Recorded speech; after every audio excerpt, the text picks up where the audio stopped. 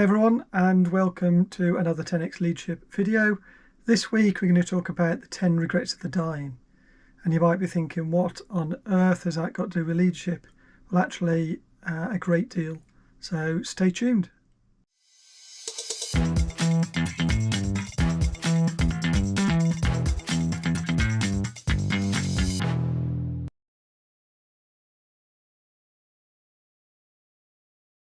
As I say, we're going to talk about the 5 regrets of the dying this week, and I'm just going to disappear off up into the corner again, and I'm going to take you through some slides. So, say the 5 regrets of the dying. This is based on an article I read a number of years ago about a nurse, I believe in Australia, who was dealing with people in palliative care, so end of life care. And there were a number of regrets that they had.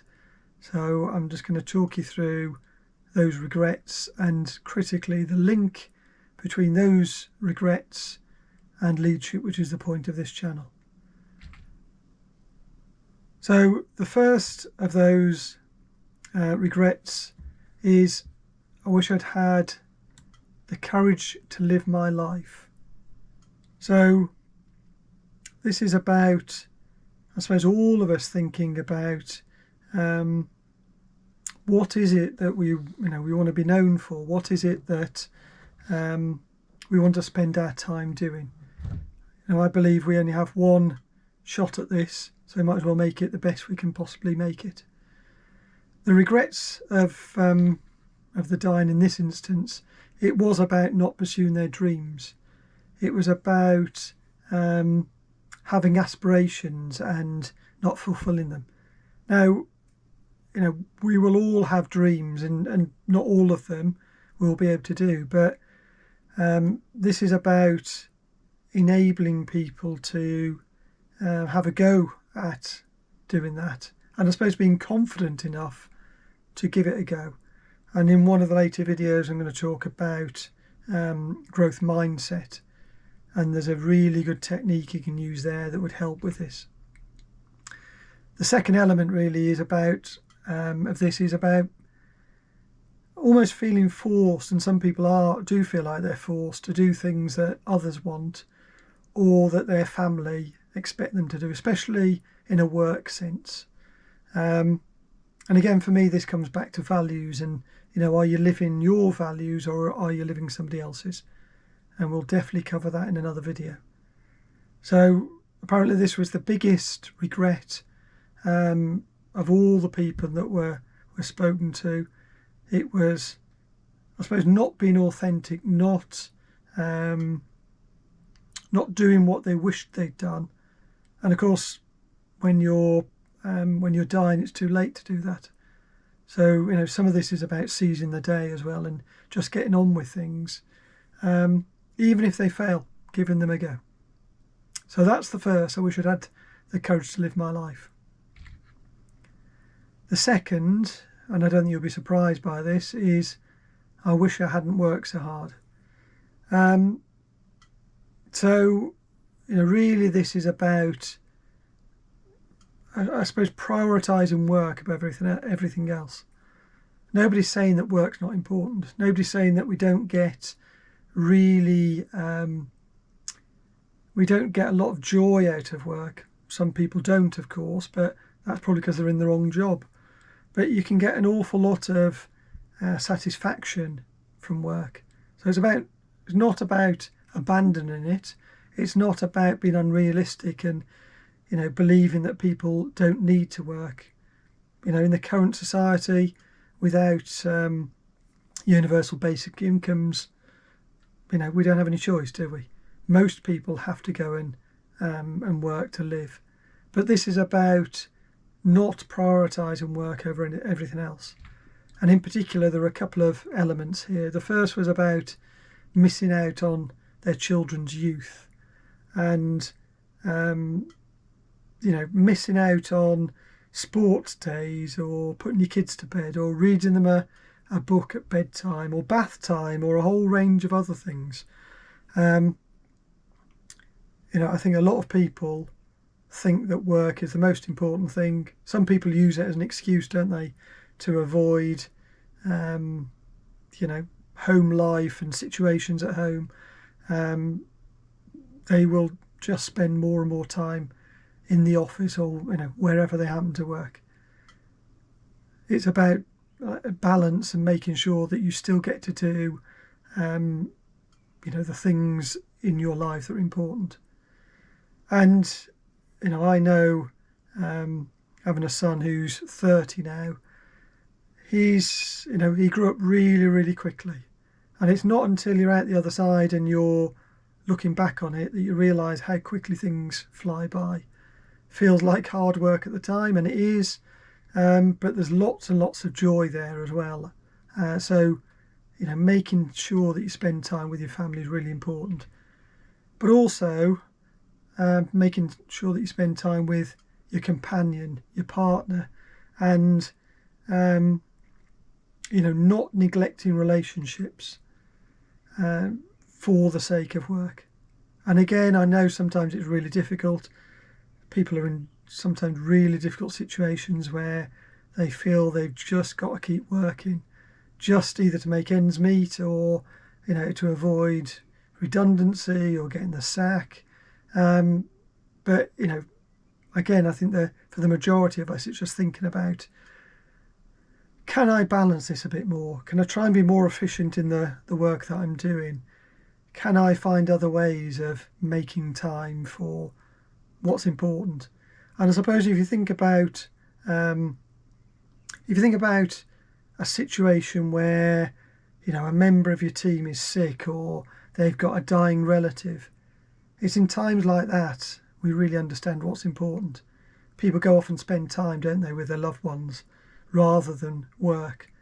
And that's not an indefinite thing, of course, but the meetings that were really, really important no longer seem important when you have to go and look after a sick child, or you've got a dying relative. Those are the things that matter. So don't neglect them is the key point here.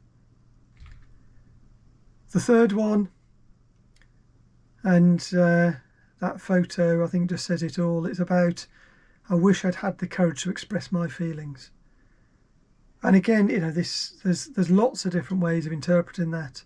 In this instance, it really was about how people felt that they'd suppressed their feelings to keep the peace, usually.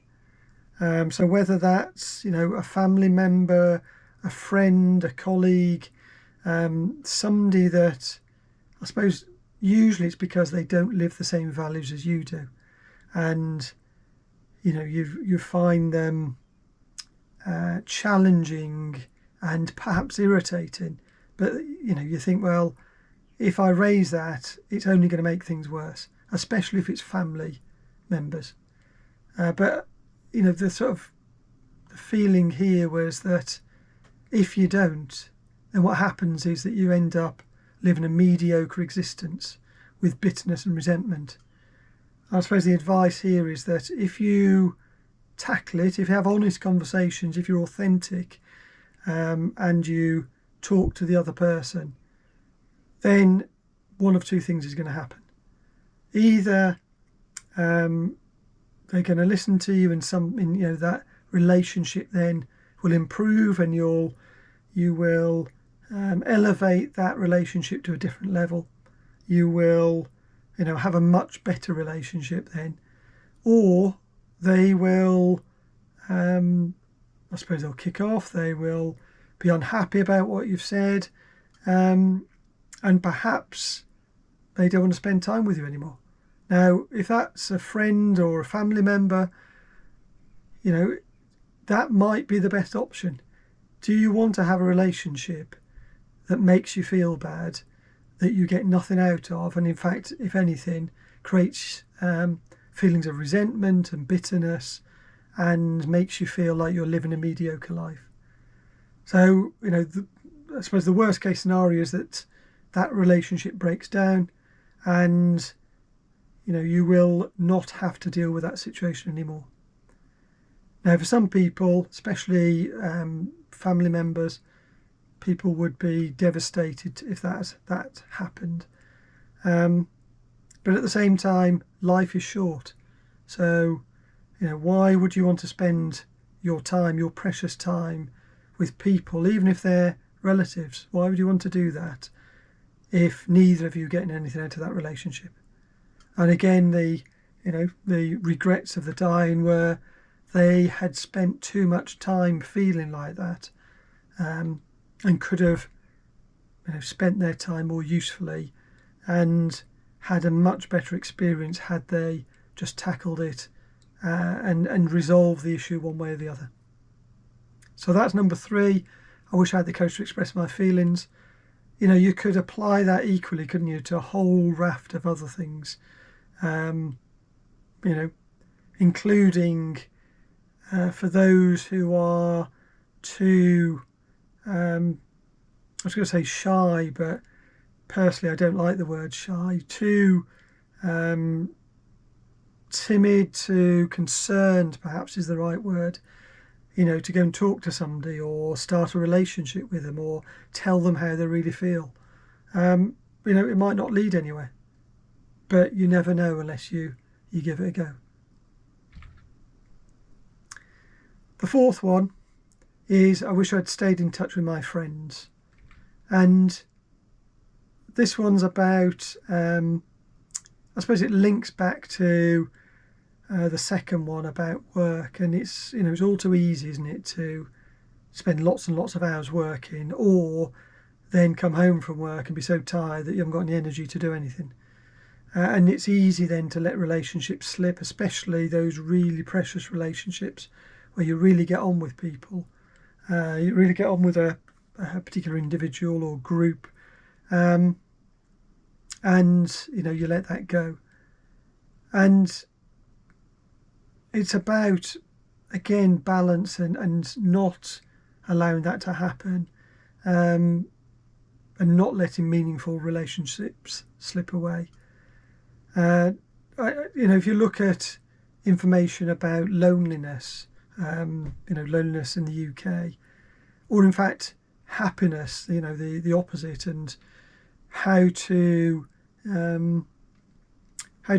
create a happier life, or for people to be happy. And one of the trends seems to be having a good circle of close friends who you've got a deep relationship with.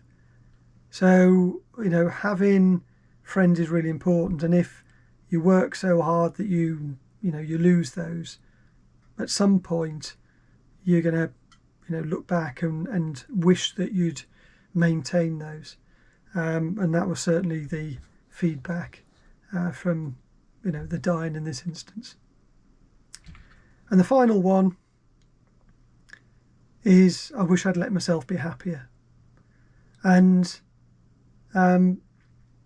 with this one, people realised too late that happiness is a choice, and that they've stayed in their comfort zone. They've done the things that they've always done, the habits and the patterns, and they've been fearful of change, and not taken the exciting route because there's a risk of failure, and instead done the things that they're used to, and feared change and avoided change, and just kept plodding along rather than actually living their lives.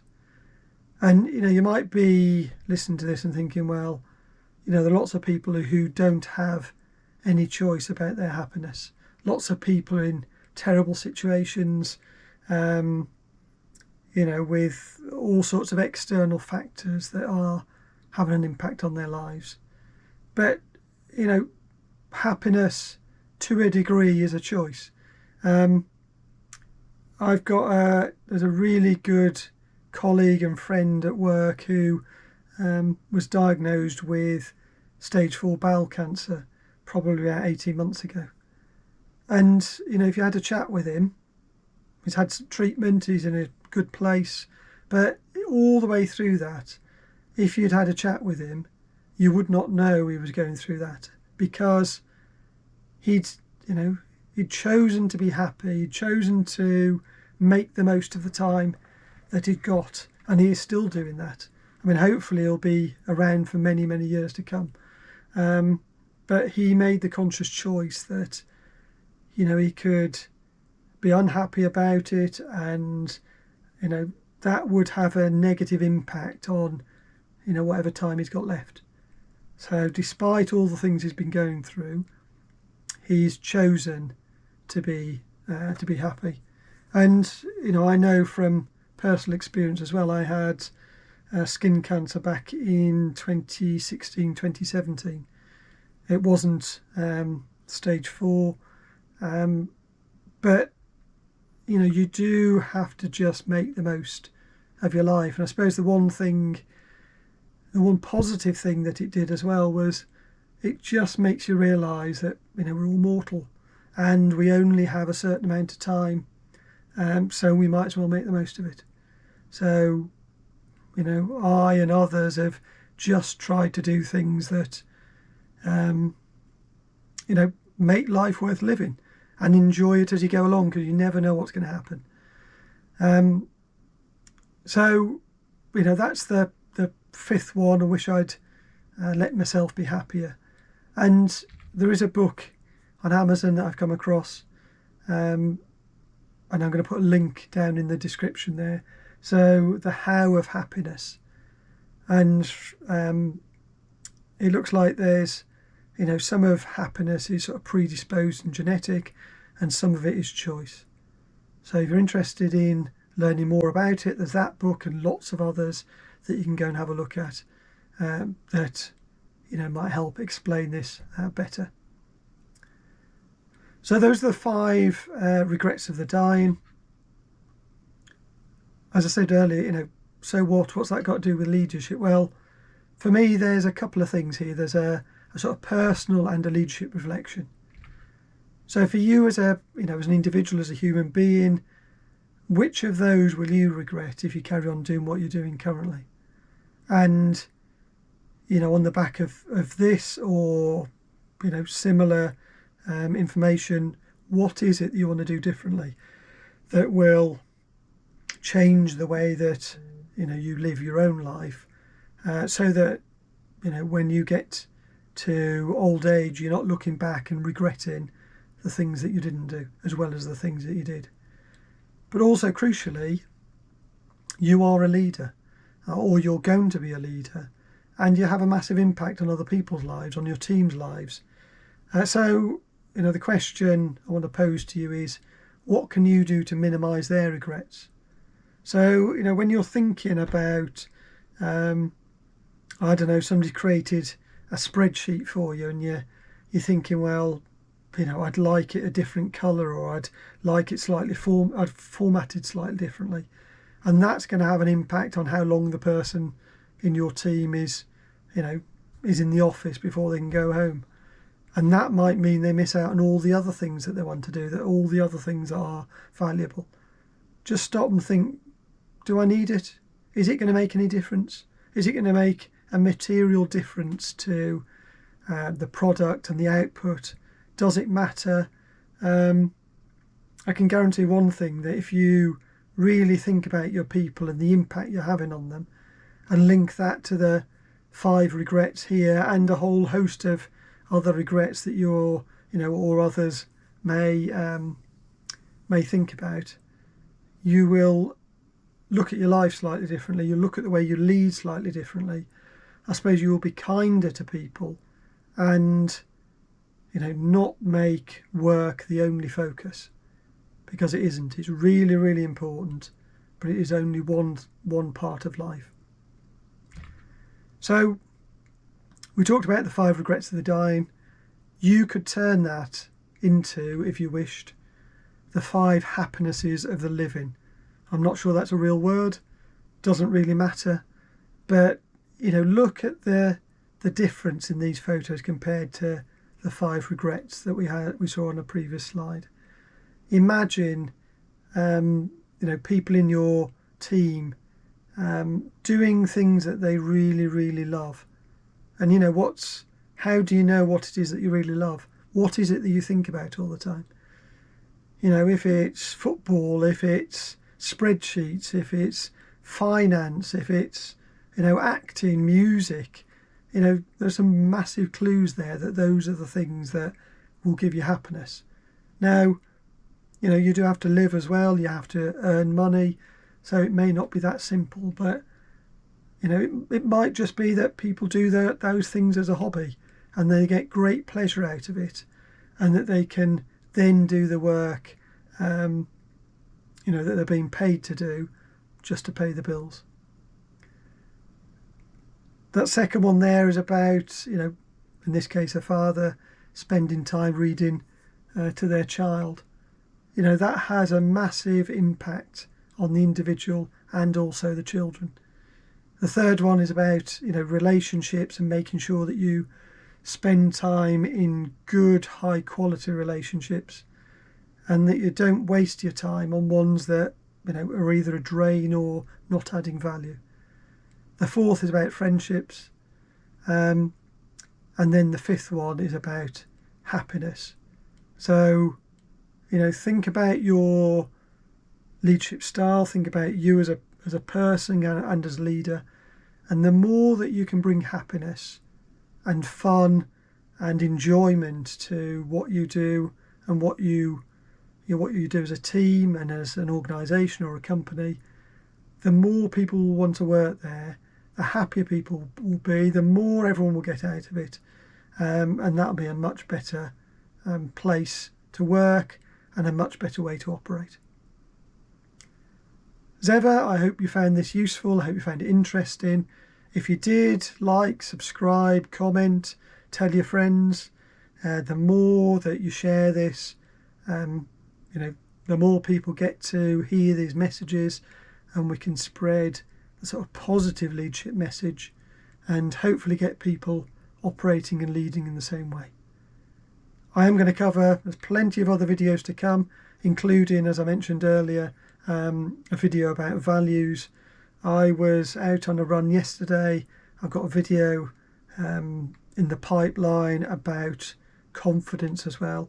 I know lots of you have got issues with confidence or want to know how to be confident, and also about you know, how to feel like you're actually worthy and, you know, you haven't got imposter syndrome.